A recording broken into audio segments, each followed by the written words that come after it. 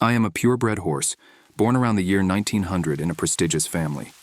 Despite my mother's pure white color, I came out black, very black, except for a white mark on my forehead, which is all I inherited from my mother's color.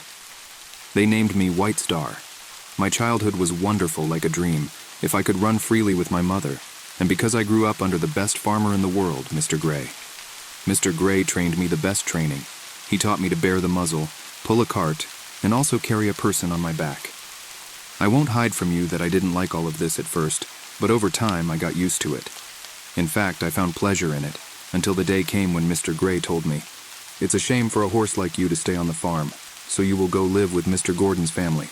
I was very sad to be away from my mother and the field where I grew up, but seeing my new house quickly made me forget my sadness. The Gordon family lived in a beautiful rural house, and its members welcomed me with unmatched kindness, especially Mrs. Gordon, who said to me, "What a beautiful horse." Then she added sadly, "Unfortunately, I cannot ride due to my severe illness." Later, I found out that I would be under the care of Mr. John Manley. John was a friendly man who loved horses. He took me to the stable where he introduced me to Ginger, a wild mare who looked down on me. But after a few days, we became close friends who ran side by side, pulling Mr. Gordon's carriages. Oh, how I wished Ginger was with me on that evening when my master took me to the city. I was alone driving the carriage when suddenly the wooden bridge collapsed under my horse's hooves due to the force of the flowing river. The carriage tilted, and poor John fell into the river. Immediately, Mr. Gordon grabbed the rope and jumped into the water, holding on to John before the current swept him away. The lives of both men were hanging by a thread, and believe me, it was no easy task to pull two men to the shore while sinking in the mud. Finally, I gathered all my strength and pulled with all my might until the men reached the edge of the river. There they lay exhausted. "Thank you, sir," said John. Mr. Gordon replied, "Don't thank me, thank the White Star who saved us from drowning." I was proud of my heroic work. But as soon as morning came, my strength failed me, and I could no longer stand. This was not just due to exhaustion, but I had contracted a fever from the severe cold. And the sick horse, as you know, was at risk of dying. Mr. John spared no effort to cure me of the fever I had contracted, relying on his long experience in caring for horses, as well as his nephew Joe Green to stay by my side. It was a joyful feeling that overwhelmed me the day I was finally able to stand up and walk freely in the fields. Everyone was happy, my companion Ginger, and the gentlemen Gordon and Green.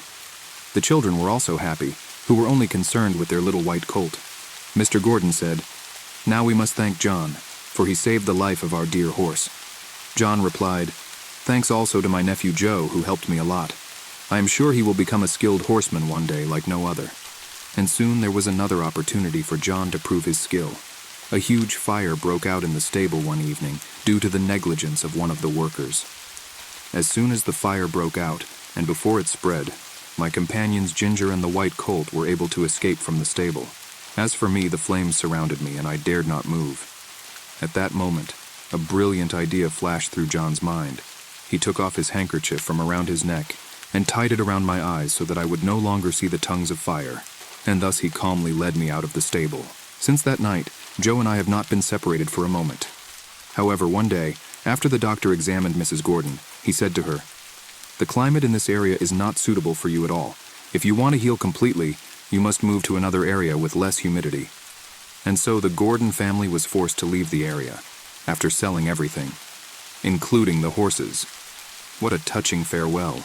It saddens me to remember it, especially little Joe's tears that flowed all day until his eyes turned red from crying. It was our fate, Ginger and I, to be bought by a very wealthy man who owned a large palace, and we soon lost the happiness of living that we had known with the Gordon family. The owner of the palace despised horses, and the driver was arrogant and conceited. As for the groom, he was a terrible and frightening man, especially when he was drunk, which was every evening. And one evening, while I was returning from the city, a shoe fell off one of my hooves without the groom noticing. I had to limp from the pain, so he started whipping me mercilessly, saying, "Come on, hurry up, we'll be late. Come on, faster."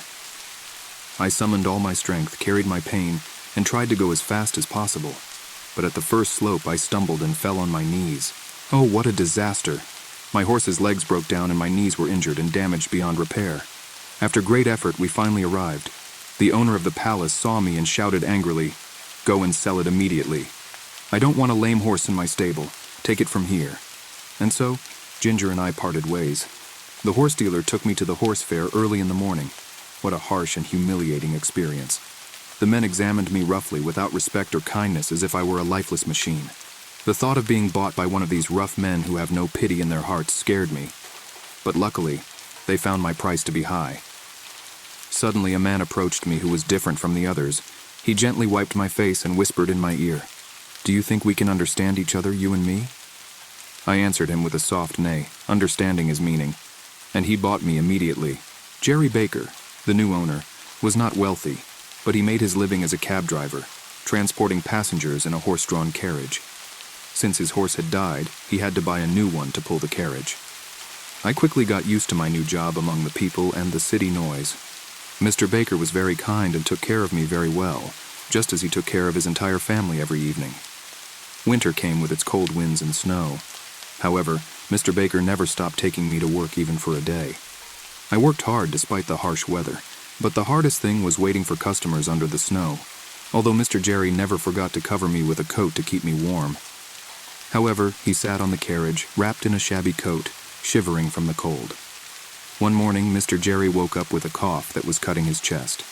When the doctor came and examined him, he advised him, saying, "You have to stop this work, or you will die from the cold." Thus, for the second time, Then I shouted with all my might, and Joe turned around. As soon as he saw the white star on my forehead, he rushed towards me, put his head next to mine, and exclaimed with joy, "The white star! You are here! I can hardly believe my eyes. Come with me, my friend, and this time we will never part. I work for 2 old ladies in the countryside, and I am sure they will be happy to see you when we pull their cart." And so I not only found my best friend, but also the happy life I knew in my youth. I rediscovered the pleasure of walking through fields and observing nature, and the peaceful life in the countryside.